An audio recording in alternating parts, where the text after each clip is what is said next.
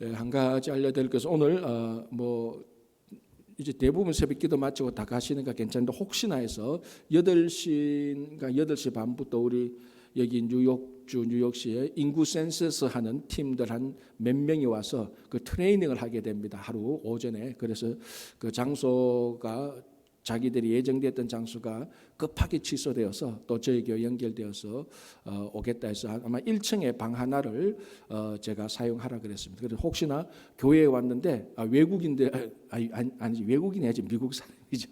예. 이제 그분들 와서 그 방에서 왔다 갔다 하고 뭐 이렇게 하면 이상하게 생각 안 하셔도 됩니다. 예, 미리 알려드립니다. 예, 오늘 이제 잠언 5장 보겠습니다. 잠언 5장 큰 주제는 지혜. 그러니까 뭐 잠언이니까 당연히 지혜가 나오겠고 지혜와 오늘 여기 3절에 보면 음녀의 유혹을 조심하라. 음녀. 그러니까 여성. 그러니까 여성의 유혹을 조심하라. 이제 왜냐하면 이게 아버지가 아들에게 주는 교훈의 형식으로 나와 있으니까 그러니까 뭐 한 번만 더 말씀드리자면 나는 여성이니까 여기 남성을 조심하라는 말이 없구나. 그래서 나는 이건 내가 안 읽어도 되겠다 이것이 아닙니다. 그러니까 여기서 지혜를 가진 사람은 음녀를 조심해야 된다. 물론 이 음녀는 실제적인 음녀가 맞습니다. 그리고 또 하나 우리가 더 확대해서 가면은 세상을 말하는 것도 우리가 신앙적인 의미로 받아들일 수가 있습니다. 그래서 오늘 이 주제는 지혜와 여성의 유혹 또는 남성의 유혹, 그리고 쉽게 말하면 이성의 유혹, 이 정당한 유혹은 절대로 아니죠. 우리를 타락하고 부패시키는 그런 유혹을 조심하라라고 이렇게 얘기를 하고 있습니다. 자, 이게 정말 솔로몬, 자 우리 잠언의 그 모든 장은 아주 마지막에는 한 두세 사람이 다른 그 저자가 나오지만 지금까지 이 잠언의 저자는 솔로몬입니다. 자, 솔로몬이 전 지구상의 모든 사람들하고 비교해서 솔로몬이 특별히 다른 사람들보다 더 가진 게 세 가지가 있었습니다. 무엇입니까? 세 가지. 첫 번째, 지혜. 그럼요. 두 번째, 부자, 재물. 세 번째, 여성. 그렇잖아요. 1000명의 다른 여성들이 있어요. 그러니까 이 솔로몬은 인류 역사적으로 이 세 개를 지혜와 부와 여성을 이 세 개를 가장 많이 가진 사람을 따지면 솔로몬 이상을 넘을 수가 없습니다. 이 세 가지를 딱 따져서 어느 누가 이 세 가지를 함께 동시에 비교해서 솔로몬보다 더 많이 가진 자가 누구에겠습니까? 지혜도 가졌고 재물도 가졌고 여성도 가졌고. 그러니까 가만히 보면은 정말로 이 세상 우리가 어떤 신앙의 의미를 제쳐두더라도 이 세상에 살면서 진짜 가질 것은 다 가졌다 이렇게 볼 수도 있습니다. 그래서 우리 여러분 우리가 잠언을 보면은 특별히 이 지혜, 잠언은 완전히 지혜였으니까 지혜, 그리고 틈틈이 이 재물에 대한 재물의 헛됨을, 그러니까 지혜가 재물보다 더 중요하고 재물의 헛됨을 얘기하고 이제 오늘 본문에서도 5장에서도 음녀의 유혹을 조심하라는 것, 이게 가장 정확하게 가장 확신 있게 우리한테 지혜를 줄 수 있는 사람, 권면할 수 있는 사람은 역시 솔로몬입니다. 그래서 여러분 솔로몬의 마지막이 지혜 때문에 망한 것은 절대로 아니죠. 지혜 때문에 망할 수가 없죠. 솔로몬의 마지막이 재물 때문에 망한 것도 아닙니다. 무엇 때문에 망한 겁니까? 여성 때문에 망한 겁니다. 아시잖아요. 그 여성이 전부 다 이방 여성이고 이방 여성이 들어와서 올 때마다 자기가 섬기는 우상 하나씩 가져와서 그 궁정에서 그 자기 방에 그거 놓아두고 섬기고 이러니까 그 궁정이 이제 우상의 본부가 되는 거죠. 그래서 결국 이제 이 솔로몬이 하나님의 길을 떠나게 돼서 망하게 되는. 그걸 되돌아보면서 오늘 솔로몬이 특별히 자기가 마지막에 결정적으로 실수했던 음녀의 유혹들, 이성의 유혹들에 대해서 오늘 5장에서는 집중적으로 우리한테 권면을 해주고 있습니다. 자, 1절 보겠습니다. 내 아들아, 내 지혜에 주의하며 내 명철에 귀를 기울여서 근신을 지키며 너희의 입술로 지식을 지키도록 하라. 자, 1절 2절에 지금 지혜와 명철과 근신과 지식 이 네 가지를 총동원해서 지켜야 될 것을 얘기하고 있습니다. 자, 지금까지 이제 우리가 5장 아직까지 잠언을 많이 읽지는 않았습니다. 1, 2, 3, 4장을 읽었는데 가장 많이 나온 게 지혜, 그리고 지혜와 함께 같이 나온 게 명철, 그리고 지혜의 또 다른 말이라고 말할 수 있는 지식, 그리고 우리가 앞에서 봤지만 근신, 어떨 때는 영어로 말하자면 understanding으로 나와 있는데 여기서는 discretion, 우리가 뭐 그렇게 쉽게 쓰는 단어는 아닙니다. discretion인데 이 discretion, 이 단어의 한국말 뜻은 신중함 또는 지각이 있는 것 또는 분별력이 있는 것, 이런 거거든요. 그러니까 근신을 하면 이건 이제 굉장히 분별을 가지고 보는 겁니다. 그러니까 지금 5장 1절 2절에서 지금 우리가 크게 봐서 지혜에 해당되는 게 다 총동원됩니다. 지혜와 지식과 명철과 근신, 이것을 다 총동원시켜서 지금 주의해야 될 걸 내가 하나 말하겠다라고 말합니다. 그러니까 이게 지금 보통 말하면서 우리 흔히 말해서 야, 내 아들아 지혜와 명철을 가지고 잘 들으라, 내가 하는 말을 잘 들으라, 이 정도도 아니고 지혜와 명철과 그리고 또 근신과 분별력을 가지고 그리고 또 뭡니까? 지식을 가지고 잘 들어라, 이렇게 말. 이게 지금 보통 잘 들어야 됩니까? 무지무지하게 잘 들어야 될 겁니까? 무지무지하게 지금 조심해서 잘 들어야 될 걸 말합니다. 아니 지금 그러니까 아들의 입장에서는 아니 아버지가 지금 도대체 무슨 말을 하려고 하시기에 지혜와 명철과 근신, 분별력을 가지고 그리고 지식을 가지고 들으려고 하는가? 아니 도대체 아버지 무슨 말을 하려고요? 우리가 가지고 있는 다 총동원해서 들으라고요. 지금 이런 분위기입니다. 1절 2절에서. 자, 다시 한번 읽어볼게요. 그러니까 우리가 지금 그렇게 중요하게 들어야 된다는 거죠. 다시 1절 2절 읽어볼게요. 내 아들아, 내 지혜에 주의하며 내 명철에 너의 귀를 기울여서 근신을 지키며 너의 입술로 지식을 지키도록 하라. 자, 이제 문을 엽니다. 뭘 지켜야 되는가? 3절.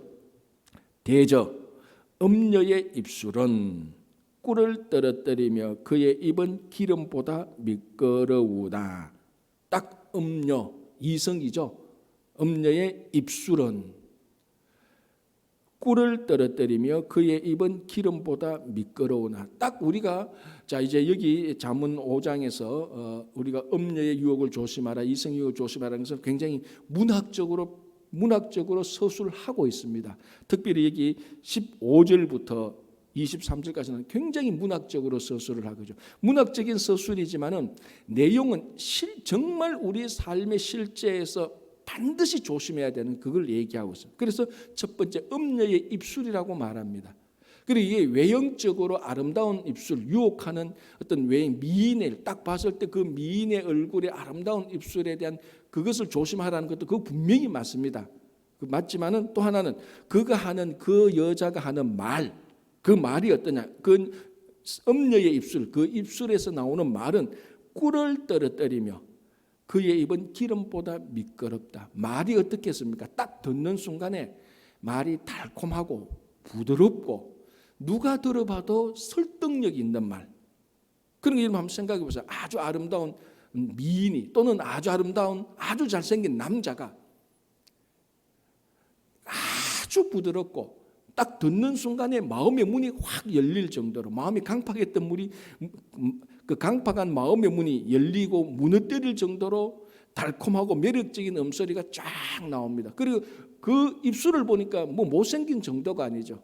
그렇게 나오고 부드럽고 달콤하고 배려하며 설득력 있게 조금 말하는데 전부 다 맞는 말이고, 들어보니까 맞는 말이고, 목소리 톤도 너무 좋고, 나를 바라보는 눈짓 이런 건 너무 좋고, 그래서 하와가 뱀에게 넘어간 겁니다. 제가 전에도 말씀드렸죠. 지금 우리가 보는 뱀의 모습은 원래 뱀의 모습이 아니잖아요. 이건 저주받은 뱀의 모습입니다. 그러니까 에덴 동산에서 하와에게 나와서 유혹했던 그 뱀은 누가 봐도 매력적이고 누가 봐도 끌려 들어갈 수밖에 없는 그런 형상을 한 피조물입니다. 지금 뱀은 징그럽죠. 그 뱀은 저주받은 뱀의 모습이니까. 그래서 하와가 그 말에, 그 말하는 달콤함, 유혹, 그리고 말이 얼마나 논리적으로 좋았습니까? 너가 하나님과 같이 되어서 너의 눈이 밝아졌어. 그러니까 뭐 얼마나 좋은, 얼마나 자기를 높이 올립니까? 여러분 이만큼 상대방을 높이 올려서 하는 말 들어본 적 있습니까? 물론 연애할 때는 다 그렇죠. 당신은 나의 태양이요, 밤에 빛나는 별이요, 다 이렇게 하죠. 지금 그러니까 이 뱀이 하와에게 했던 말은 이거보다 더한 거예요. 당신은 진짜로 신과 같이 될 것이며 모든 지혜와 지식을 다 하게 될 것이며, 거기에 안 넘어갈 사람이 없죠. 그래서 대저 음녀의 입술은 꿀같이 부드럽고 이 기름보다 미끄럽다라고 말합니다. 이제 여기에 이제 우리가 흔히 진장으로 가장 통속적으로 하는 말로 그 장미에 있는 가시를 볼 줄 알아야 되는데, 장미를 보면 워낙 이뻐가지고 가시가 안 보이는 거죠. 자, 그래서 이 음녀의 외형적인 입술이라기보다는 그것도 맞지만 그 말하는 내용, 거기에 정말 지혜와 지식과 명철과 근신을 가지고 들을 줄 알아야 되는, 정말로.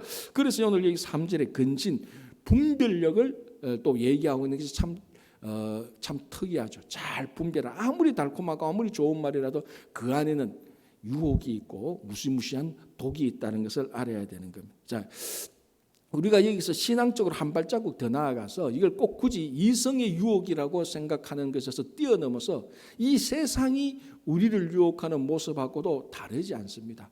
세상이 우리를 유혹할 때 얼마나 합리적으로 달콤하고, 야 지금 시대가 어느 시대인데, 야 지금 21세기 120살 100살까지 건강하게 사는 시대인데, 야 지금 코로나가 이렇게 만연한데, 그러니까 세상이 성도들로부터 신앙을 뺏어가기 위하여서 유혹하는 말들은요, 택도 없는 소리를 하는 게 아닙니다. 다 근거가 있고 논리가 있는 말을 하는 것. 그러나 그 속에 우리가 놓치고 있는 함정이 있다는 것을 지혜와 지식과 명철과 근신을 가지고 들을 줄 알고 그걸 간파할 줄 알아야 되는 것입니다. 그렇죠? 자, 4절. 이런 말이 나중은 쑥같이 썩고 두 날 가진 칼같이 날카로우며. 그러니까 그 입술에 꿀같이 달고 그 기름보다 미끄럽지만 나중에 네가 유혹에 빠져서 망하게 되면은 꿀이 썬 쑥과 같이 될 것이며, 그 부드러운 기름이 양날을 가진 칼날처럼 너를 죽일 것이다라고 얘기를 합니다. 자, 솔로몬이 당해봤거든요. 당해봤잖아요. 그러니까 이런 말을 확실하게 말하는 거예요. 만약에 이 말을 20대 청년, 10대 후반 대학교 1, 2학년이 나타나서 음녀의 입술은 부드럽고 그게 기름보다 미끄러운데 나중에 쓴 쑥같이 되고 칼같이 여러분들 찌를 겁니다. 그럼 우리 뭐라고 말합니까? 네가 인생을 살아봤나? 아니 네가 나이가 몇 살인데, 네가 만난 여자가 몇 명인데, 만난 남자가 몇 명인데 감히 그따위 소리를 할 수 있겠냐? 우리가 한마디로 무시할 수 있습니다. 그러나 인류 역사적으로 이 모든 것을 누구보다도 확실하게 분명하게 경험했던 솔로몬이 말하니까 근거가 있는 거죠. 제가 지난주에도 말씀드린 거죠. 그렇죠? 그래서 쑥같이 되고 쓴 쑥같이 되고 양날 가진 칼같이 당하게 될 것이다. 누구처럼? 내처럼, 솔로몬처럼. 그리고 이 지혜를 우리가 듣는 것이 정말 지혜죠. 솔로몬의 지혜를 들을 줄 아는, 아니 이 솔로몬의 지혜를 통해서 나오는 하나님의 지혜를 들을 줄 아는 게 이게 진짜 지혜입니다. 그죠? 자, 5절 보겠습니다. 그의 발은 사지로 내려가며 그의 걸음은 서울로 내려나가니. 그러니까 쑥, 두 날 가진 칼, 그걸 뛰어넘어서 사지, 서울, 이건 같은 말이죠. 서울은 사람이 죽으면 가는 장소라고 말했습니다. 그러니까 이 서울은 지옥이라기보다는 죽음하고 똑같은 말로 우리가 받아들이면 됩니다.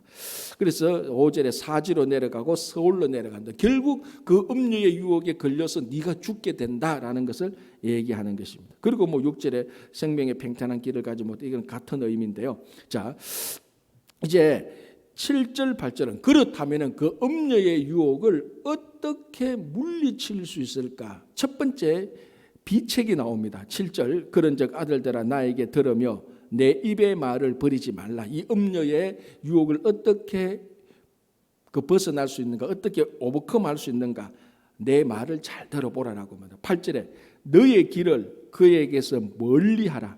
그의 뒷문에도 가까이 가지 말라. 뭡니까?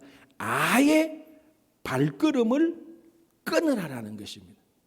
그러니까 이 이성의 유혹, 세상의 유혹에 관하여서, 특별히 유혹에 관하여서는 아예 그 발을 끊어라.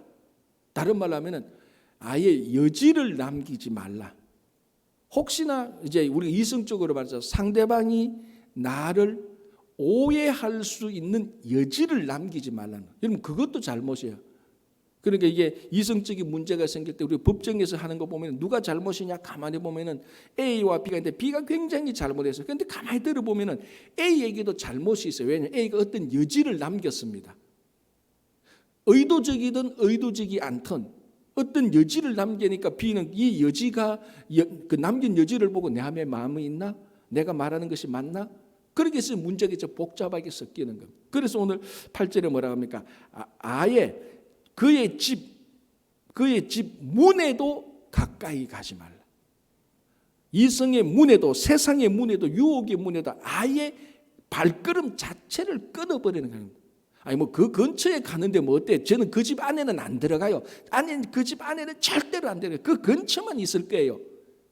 이건 이미 빠져든 것하고 마찬가지라는 거예요. 그래서 어떤 이런 유혹에 대하여서는 호기심을 잘라버리는 게 최고입니다. 혹시나 그래도 우리가 뭐 좀 보통 이런 말 잘하죠. 알아야 이기지요.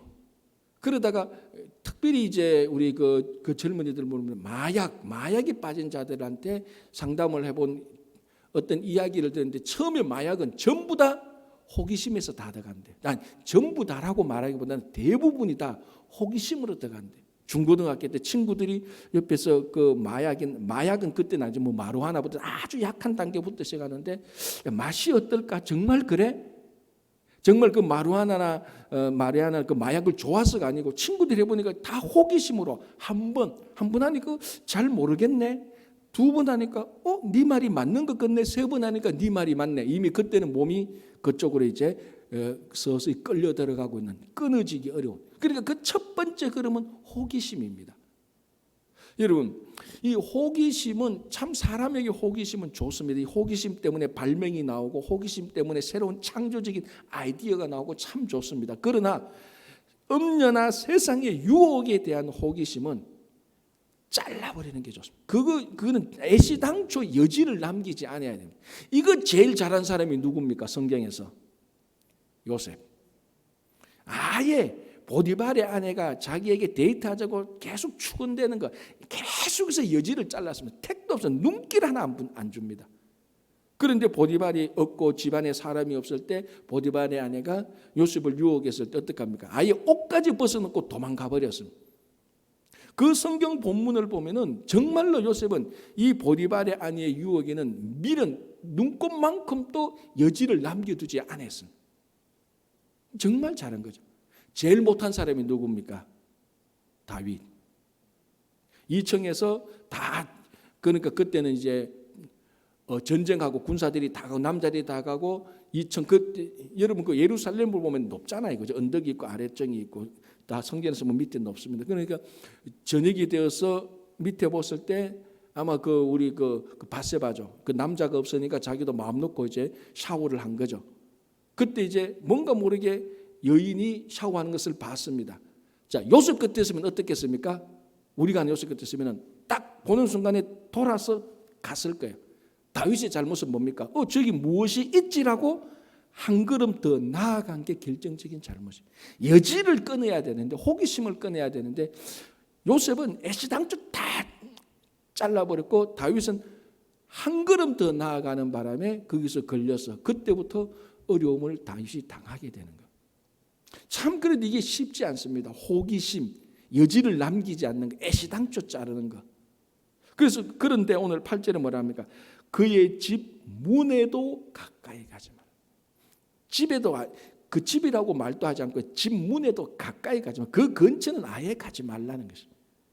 그래야 이 음녀의 유혹을 피할 수 있다. 아니 꼭 음녀의 유혹이라기보다는 유혹, 세상의 유혹 모든 것을 말하고 있습니다. 자, 그러면은 만약에 그 집 문 앞에 가까이 가서 유혹에 빠지게 되면 어떤 결과가 되느냐라고 얘기를 합니다. 두렵건대 9절에 두렵건대 아들아 네가 이 음녀 유혹에 빠져서 음녀 유혹에 빠지게 되면 이런 결과가 나올 건데 내가 참 두렵다. 왜? 자기가 경험했거든요. 9절에 두렵건대 너의 존영이 그 명예죠. 아너죠. 너의 명예가 남에게 잃어버리게 되며 자 읽고 좀 설명할게요. 두 번째 너의 수완이 잔인한 자에게 빼앗기게 될까 하노라. 두렵건대 타인이 너의 재물로 충족하게 되며 너의 수고한 것이 외인의 집에 있게 될까 하노라라고 말합니다. 자, 첫 번째는 뭡니까? 존영, 명예죠, 명예. 명예를 잃어버릴 것이다라고 말합니다. 음녀의 유혹에, 이성의 유혹에, 또는 우리가 더 넓게 말하자면 어떤 세상의 쾌락의 유혹에 빠진다면은 너는 명예를 다 잃어버리게 될 것이다라고 말합니다. 이게 솔로몬이 말하는 첫 번째 두려움입니다. 유혹에 빠져서 넘어지게 되는. 자, 우리 같으면은 너 그렇게 유혹에 빠져서 이성의 유혹에, 세상의 유혹에 빠지면은 너 재산 다 날라간다. 너 인생 망친다. 우리가 이렇게 말할 거지만은 이 솔로몬은 첫 번째로 너의 명예가 실추될 것이다라고 말합니다. 왜 그런가 하면은 아시다시피 여러분 지금 유대인도 그렇고 이 성경에 나오는 이스라엘 백성들의 최고의 덕목은 뭡니까? 명예입니다. 한국 사람의 최고의 덕목은 요즘은 아닌 것 같지만 얼마 전까지만 해도 우리들이 학교에서 공부할 때마다 최고의 덕목은 뭡니까? 부모님께 효도하고 나라에 충성하고 충효입니다. 충효.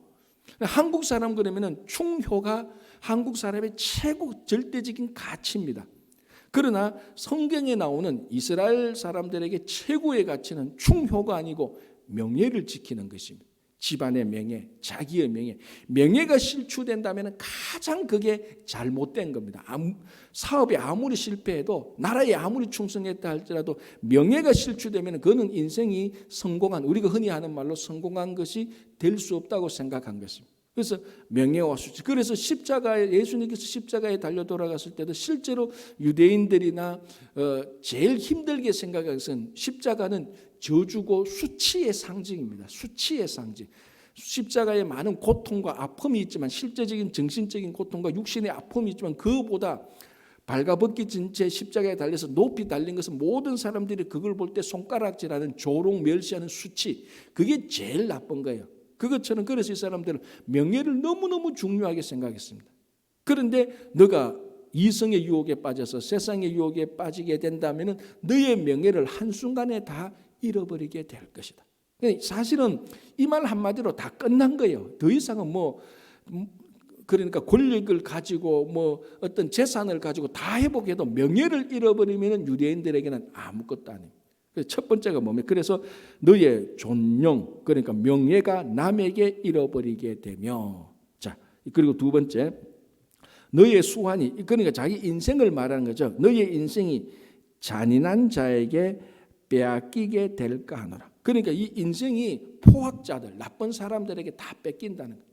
그러니까 이 한번 유혹에 빠져버리면 이성의 유혹, 마약 이런 것들 유혹, 세상의 쾌락의 유혹에 한번 딱 빠지게 되면 그게 미끼가 되어서 악한 자들의 꼭두각시 역할을 할 수밖에 없다는 것입니다. 여러분, 하나님께서 우리에게 생명을 주시고 우리에게 하루하루를 주신 이 날들이 얼마나 귀한 날들입니까? 그래서 사도 바울은 뭐라고 말할까? 세월을 아끼라라고까지 말을 해요. 하나님께 주신 이 세월, 이 시간은 너무너무 귀중한 것이 헛되이 사용해서는 되지 않는데 하루하루를 귀하게 존귀하게 사용하라. 그 세월을 아끼라는 자. 그런데 이 유혹에 빠져서 인생을 망치는 것은 뭡니까? 너의 수완이 악한 자에게 다 빼앗기게 될 것이다. 악한 자들, 잔인한 자들, 포악한 자들이 네 인생을 마음대로 끌고 다닐 것이다. 자, 이게 우리 주변에 이런 일들이 얼마나 많습니까? 그 도박의 유혹에 빠져가지고, 알코올의 유혹에 빠져가지고, 마약의 유혹에 빠지고, 음료 유혹에 빠지고, 그 유혹에 한번 빠지면 못 나오니까 뒤에서 조종하는 대로 다 하는 거예요. 그 유혹에 빠져. 자기 인생을 포악자, 악한 자들의 인생이 악한 자들이 하라는 대로 할 수밖에 없는 그런 덫에 걸릴 수밖에 없습니다. 얼마나 정말 비참한 인생입니까? 우리 주변에 제가 이게 꼭 우리가 음료의 유혹뿐만 아니라 도박, 알코올, 마약, 이성 이런 데 빠져가지고 자기 인생 자기도 어찌할 수 없는 거예요. 진짜 비참한 인생을 살게 되는 거죠. 자, 세 번째는 뭐라고 말합니까? 두렵건대 타인이 너의 재물로 충족하게 되며 너의 수고한 것이 외인의 집에 있게 될까 하노라라고 말하는 것입니다. 이거 뭡니까? 네가 실컷 버려놔도 유혹에 빠지면은 그 유혹에 빠진 것이 재산 탕진 다 한다는 겁니다. 그렇잖아요. 이건 어려운 말 아니죠. 그 도박의 유혹에 빠지면 뭡니까? 젊었을 때 그렇게 아침에 새벽볼 보고 나가고 하루 종일 일하고 자기 부인하고 일하고 자기 자녀도 잘 돌보지 못하면서 그 돈을 버리는데 그 도박의 유혹에 빠져가지고 도박에서 다 깡그리 다 날라버리는. 뭐 그래 우리 이민사회 주변에 많이 듣잖아요. 그러다 결국 하다 안 돼서 나중에 또 자살하기도 하고. 한순간 유혹에 빠지는 순간부터 그 뭡니까 수고한 재물 이런 것들이 싹 다 날아가는 것들을 우리가 너무너무 많이 볼 수 있습니다. 자, 또 하나 더 볼게요. 여기 두렵건대 마지막에 이르러 너의 몸 너의 육체가 쇠약할 때에 너가 한탄하여 말하기를 내가 어찌하여 훈계를 싫어하며 내 마음이 꾸지람을 가벼이 여기고. 내 몸의 육체가 쇠약할 때 쇠약해진다는 말하고 같은 거죠. 그러니까 이 유혹에 빠져서 너의 인생이 딸고 쇠약해진다. 그때 뭐냐? 내가 왜 그 말을 듣지 않았을까? 자기 인생의 힘이 다 빠져버리는 겁니다. 누구죠? 삼손.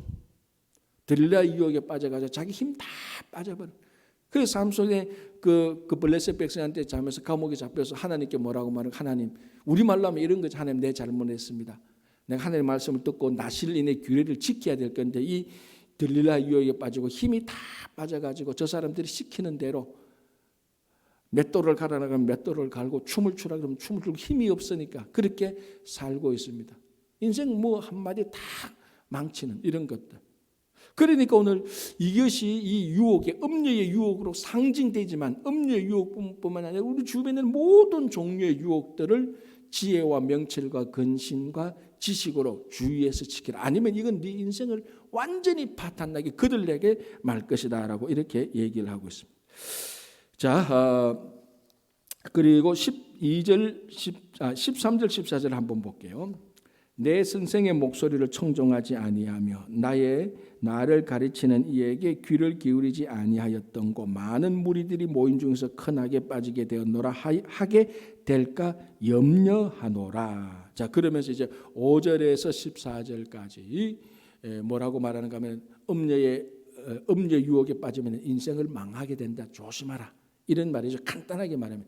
자, 여기서 우리 전체적으로 보면은 이 권면하는 솔로몬이 권면을 받는 아들에게 음녀 유혹을 조심하라는데 가만히 보면은 이 아버지가 아들에게 권면을 하는데 초점은 유혹하는 음녀나 유혹하는 어떤 세상에 초점이 있는 것이 아니고 그 유혹을 극복해야 될 아들에게 초점을 두고 있습니다. 자, 무슨 말인가 하면은 이 아들에게 말하기를 야, 음녀 유혹은 정말 그 음녀는 나빠. 아주 나쁜 여자예요. 세상은 나빠. 마약은 나빠. 알코올은 나빠. 도박은 나빠.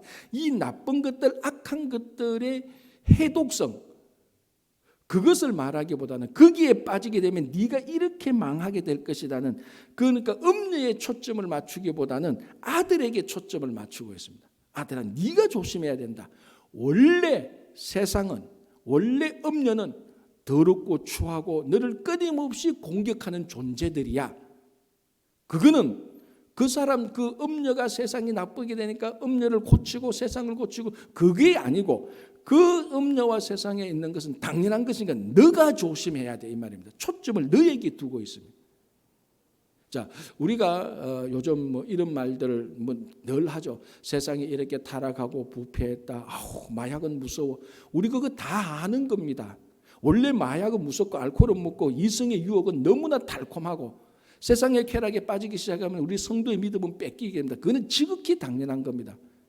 그걸 우리가 불평하고 그걸 우리가 원망할 필요는 없습니다. 원래 세상은 그렇고 원래 음녀들은 그렇고 원래 마약, 알코올들은 원래 그런 것들입니다.